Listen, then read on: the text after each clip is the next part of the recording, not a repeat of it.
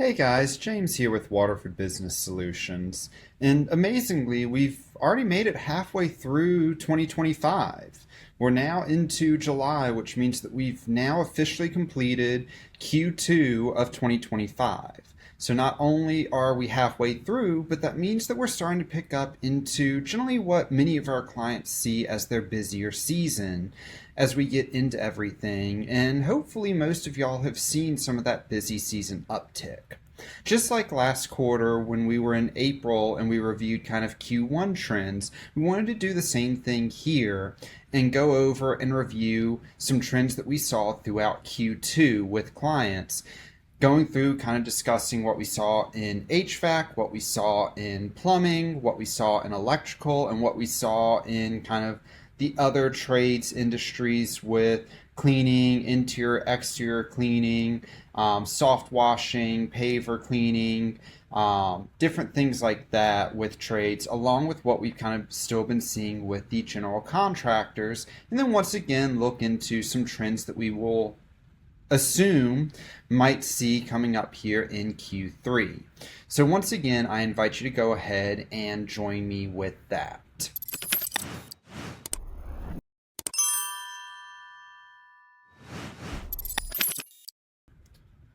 Before we jump in, I do go ahead and invite you to like, comment, share this video. We love sharing information just like this with you to help you out and help others out in the trades and in the industries, because that's what we specialize in here at Waterford Business Solutions.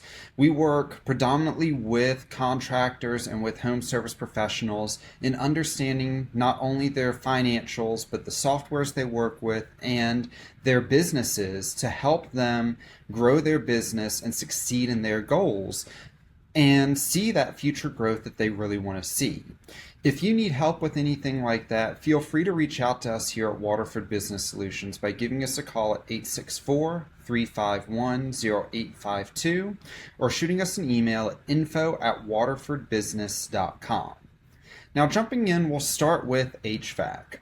And overall, just kind of like we saw at the beginning of the year, weather has been a big factor, as it almost always is for HVAC, because we did see overall a decent downturn of HVAC still this year. April, we saw a little bit better performance year over year because we saw spring kind of kick in a little bit earlier, and a lot of people were actually able to get their service contracts and everything working really well in April. So we saw some decent uptick in performance and in revenues and overall profit in April for most of our HVAC clientele. But May was a very, very tepid, very chill month. We didn't see a lot of heat, didn't see a lot of cool. It was overall very comfortable, kind of nationwide. And due to that, we saw very low sales. Almost all clients saw a decrease in year-over-year sales in May, unless it was in something commercial. That's about the only place that we kind of saw an increase would be for some clients saw a bit of commercial uptick. Luckily, though, June did get hit with the heat waves, and as we would expect, we saw HVAC just take off and rocket off. Many clients bested their year-over-year sales due to the heat waves and everything there, and are performing a whole lot better than where they were historically last year, and appear to be on the same track to continue that into Q3 here, just due to the weather and everything else. So definitely been a good end of Q2 for HVAC, even though the beginning of Q2 wasn't so great. Now, many clients are kind of still behind their year-over-year sales just because of how slow Q1 and kind of May of Q2 was overall. But June, for a lot of clients, especially in hotter regions, we did end up seeing many clients at least meet, if not exceed, their year-over-year net sales and or net profits. And so we are finally starting to see that chance where many clients and many HVAC companies will start to see that year-over-year gain in growth. So very happy to see that as we go into Q3 here. So while Q2 wasn't amazing, while it is a little bit behind where we would expect it, luckily June did come in, and the heat wave that came in has substantially helped out with performances there. Now, jumping into plumbing, plumbing overall has been decently stagnant. We did see some upticks in April and especially in May. May saw some pretty significant gains and some pretty good sales for most of our plumbing businesses, even electrical. I mean, honestly, I can group both of those two together because they saw kind of the same performance over the quarter. April wasn't too bad, May was pretty good, but both of them did overall see kind of slower Junes. This isn't super unusual, especially when it gets hotter and people are having to spend money on maintaining their HVAC instead of doing upgrades or maintaining their plumbing. So it's not super unusual to see that, but it has caused a lot of plumbing businesses, because of how well the HVAC industry did, a lot of plumbing and electrical businesses are not performing nearly as well as they did year over year because of the money outlay that people saw there. Overall, we're still not seeing drastic reductions from the year prior. I don't see any type of reason to assume that sales would go down or anything like that, but we are seeing a bit slower sales, and most plumbing and electrical are pretty even with their year over year. We're not seeing massive growth or anything like that, just because, well, we're still overall seeing some hesitation in the economy and hesitation in the markets. There's been a lot more resilience kind of in Q2 than what we saw in Q1 because the tariff fears have kind of worn off a little bit, but they are still there and they do still exist and they will still exist. So it has still seen, instead of what we typically would see with decent year-over-year growth, unless you are, or unless you've acquired another business or acquired a book of other names or other customers, we're seeing overall fairly stable growth. Now, I have seen some of my plumbing and electrical that they have really gone after changing how they are doing their estimating, how they're working with clients, how they're talking with clients, and they're seeing decent gains and decent growth this year. But many clients who are kind of continuing on the same path that they were running in 24 and 23, there's really not much of a change here. So without a change in how you're selling and how you are performing as a business, you're not going to see a huge change. Now, it is important to remember, while we work with hundreds of companies and we see a ton of different financial statements and we see a ton of different performance of businesses, just because we're looking at that doesn't mean your business is going to fall into that. So please keep that in mind. What I'm saying here may not directly apply to your business. So definitely something to keep in mind when we're looking at this. This is just kind of the trends that we're seeing when we average it out over our client basis and with talking with other businesses and working with others outside of our client list and everything like that. Now, going into all other trades, there with our cleaners, our exterior cleaners, our kind of leak detectors, anything like that, anything that could really kind of fall more into a luxury area, we are still seeing kind of decreases in year-over-year sales. Again, it really falls back to that economic concern and that economic worry.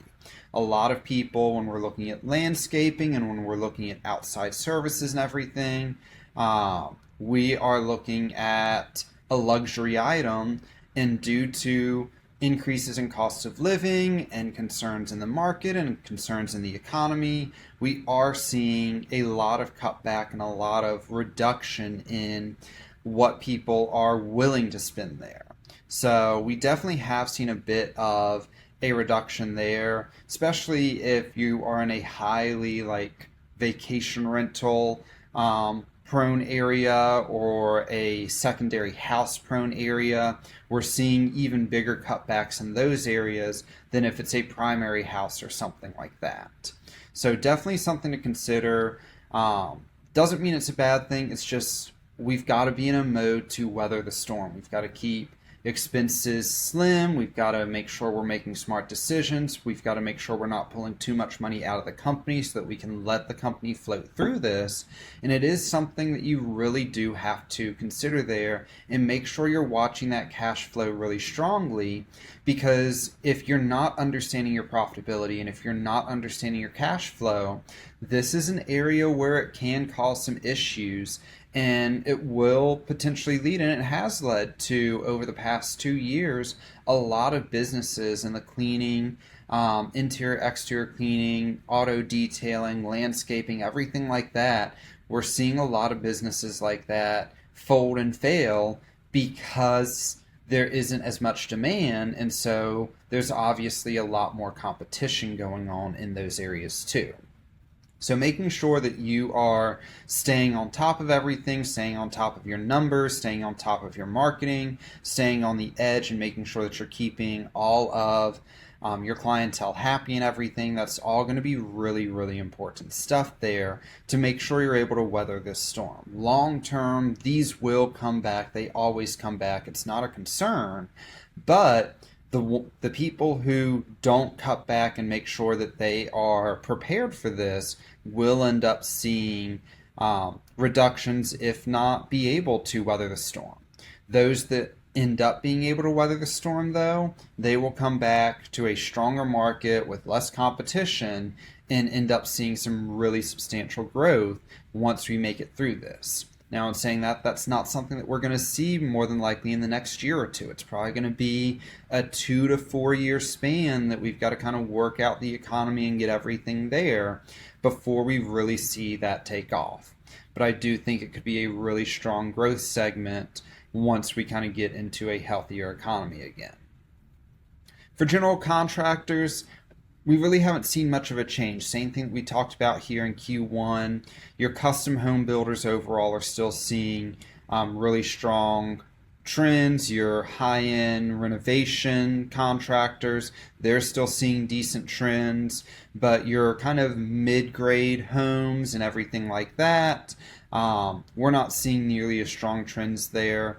Same thing with kind of your entry-level homes. If you're not a huge national builder or something like that, we're not seeing super great results in that GC or general contractor field, just because the demand in that mid-grade or lower end area just isn't there, because people are kind of holding their money, being cautious of doing big renovations, even being cautious of doing big builds, and banks are not really lending for construction purposes. So it does take the right purchaser out there. There are still some really strong companies out there that are seeing really strong performance. I'm not going to say that they're seeing growth or anything like that, just because we are seeing a lack of new contracts come through, and that is kind of a concern that we are starting to see here. Is while we're still performing good on jobs we're in the middle of and or jobs that we were about to start, we have seen still a reduction in the potential of new jobs and the potential of new contracts. So kind of the same situation there that we've got to be monitoring.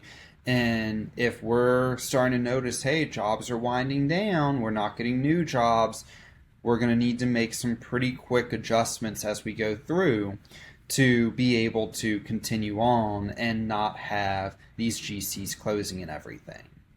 As far as future trends go, I think a lot of it is going to fall into sales, all trades in general. There's a lot more competition out there. There's a lot more businesses out there, whether it is these private equity firms that own a bunch of businesses that are trying to underprice everyone, whether it's the one-man show that's gone out onto his own, trying to do everything, or whether it's these longer companies or bigger companies that have existed. We're seeing a lot more companies out here, and thus a lot more competition. That competition isn't per se bad, but since we're also seeing a shrinking in demand, that is creating a good bit of issues here. So sales is going to be a big factor, and more specifically, how you sell. We've gone for years, well, I won't say years, but kind of after we got through the 2008 recession, we got into 2011, 2012, we really saw the trades take off again and be very successful. These businesses that were doing trades, it was pretty much just always in demand, so it was just an easy way to make money. Well, now with an increase in competition and more importantly, an increase in very price conscious customers, how you sell is going to be a big factor. Many of our clients, especially in HVAC, they don't want to sell the Mr. Cool. They don't want to sell the lower end Goodman or something like that because they don't believe in it. They don't trust the product. So they're selling these more expensive units and thus charging more, but at the same time, they're making less or they are seeing a decrease in sales because their customers are going to cheaper bidders there. So how you sell and what you sell is going to be important. You've got to make sure that you are selling to all demographics that you can sell to, and or not just selling materials to those price conscious areas, but making sure that your buyers understand really why you need to go for the better equipment. Because a lot of people, they don't have it explained to them. They don't understand why there's a benefit to using a Lennox or a Trane or over an American Standard, or an American Standard over a Goodman, or a Goodman over a Mr. Cool or something like that. Or even when we go with electrical, understanding the differences in using a Generac versus using a Kohler, or using a different generator there. Same thing plumbing wise, why we are using a Kohler fixture over using a standard fixture from Home Depot. Kind of what are the differences, because they are more expensive, and we have seen a lot of clients or a lot of customers from clients be a lot more price sensitive.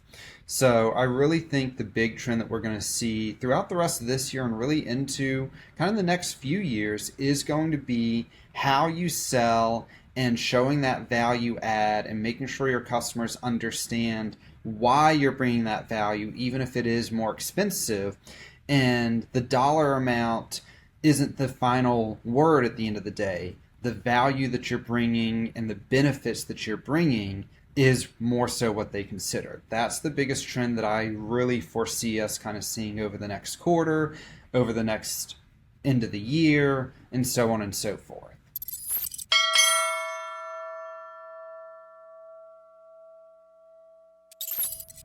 As always, guys, I hope this was really helpful. We're going to continue doing these quarter reviews. We'll do another one once we get into October to talk about Q3 and so on and so forth. We've gotten really good feedback from them, both from you, the viewers, along with people reaching out to us in general and our current clientele. They've really enjoyed these, so we're going to continue doing videos like this, just like we do every single week, helping contractors, home service professionals understand their business and understand their finances and become a master of their money.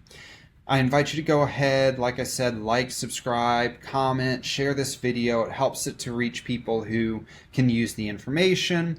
Subscribing to the channel, you'll get videos just like this every single Monday morning. That's when we put them out, so that we can keep you guys up to date and keep you abreast of everything. And if you need help understanding your finances or need help finding ways to cut expenses, that's what we're here to do. We work with clients every single day to figure out what their cash flow is, where they can save money, how they can better their business, what they're doing right, what they're doing wrong. And we're happy to sit down with you, do a free initial consultation, talk you through and see what we could do to help you become a master of your money. Like I said, reach out to us either by phone or email, 864-351-0852 or info@waterfordbusiness.com. Until next week, guys, you have a wonderful rest of your day.